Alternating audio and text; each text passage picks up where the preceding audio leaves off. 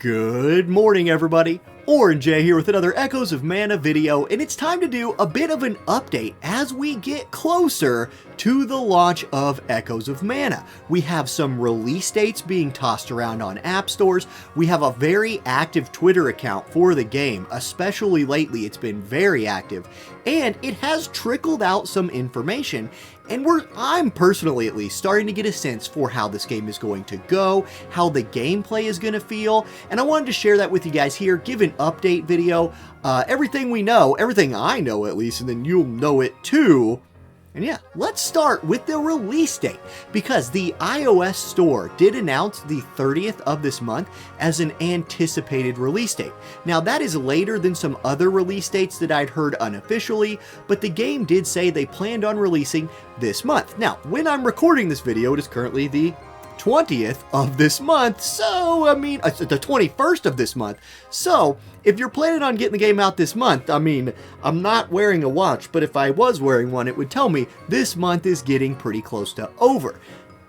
But it's not here yet, the end of the month, and you still do have time to pre-register for the game. Some good news is we're already over 750,000 pre-registers for Echoes of Mana, and even though that well exceeds the very first pre-registration milestones for prizes, they have kept updating that number. So as we've hit new milestones, they have released new prizes for pre-registration, so do visit the official website, link in the description of this video, and pre-register for the game. You're gonna hook everybody who plays up with some free stuff, so that's just being a good person, and if you do play, you will benefit from those pre-registration rewards. Maybe we'll hit 1 million, and that's crazy. And so what I need all 750,000 of you to do is go subscribe to my channel so I can get that plaque from YouTube like in one day. That'd be pretty sweet. So thanks in advance for 1 million subs. Thanks, Echoes of Mana. Anyway, I doubt it. So look, let's talk about gameplay next, because some gameplay information has been coming out.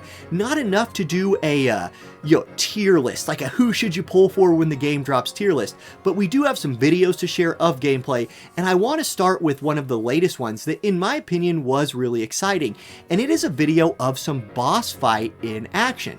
Now with these mobile gacha games, there's always two types of play, right? Play that eventually becomes auto-focused, where you let the AI just kind of play the game by itself, and then manual play, which is what I think these boss fights are probably going to be in this game. Now note the layout of the controls. I do think if you have a way of getting a controller synced up to your phone, your tablet, your PC, if you're playing on a, emulator, not that anybody would do that, but if you happen to be, played on an emulator, I feel like this game would work very, very well with a controller, but I'm happy to see manual play. I'm happy to see some hard content. So what they say here with the account is they say, here's your gameplay video for today. Get ready to face off against tough bosses. Watch the timing of foe attacks to strike at the right moment. So this looks like it's going to be the hard content in the game, and that's pretty cool. Like, I need some hard content in my game. I want to play manually sometime, right? Yes, I'm a gacha player. I love as much as anybody letting a game just play itself. Like, I get a rush from multitasking, where my gacha game is leveling itself up and I'm playing a different game. I think we're going to have plenty of that. We'll get to that in this video here in a little bit even. But I do need that manual experience. I want to actually play my game. These boss fights look pretty fun. Okay, next, we're going to throw another video onto the screen here. This is another video released by their Twitter account, and this one has this on it. It says, we've got another gameplay video for you. In Echoes of Mana, many characters from the Mana series will appear as playable allies. No big surprise there. I think we all expected characters from Mana games we've played before to be in this one. But it also says you can even adventure with the toughest baddies from your past titles in your party.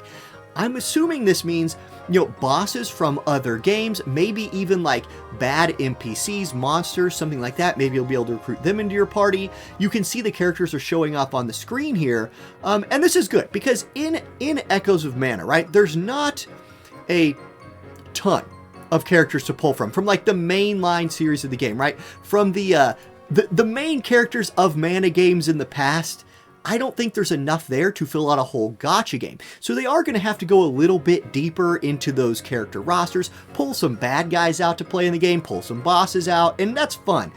I think like every time in any gacha game there's a Final Fantasy VII collaboration, everybody's like, where's Sephiroth? Give me Sephiroth. And they always save that, you know, it's a big deal to be able to play as bad guys, is what I'm saying. Okay, now next we have another gameplay video talking again about potential playable characters in this game. So we're going to roll that. And the quote for this one goes like this. It says, "We're back with more gameplay sneak peeks for you. Echoes of Mana features many weapon types like previous Mana titles." Okay, so different weapon types. Yeah, that makes sense. It says the same ally may appear using different weapon types, but they're considered as different playable allies. So form your parties as you see fit. Now, this is interesting as well, because again, like I said, in the Mana series, how many like MCs are there? How many like playable characters have we had before?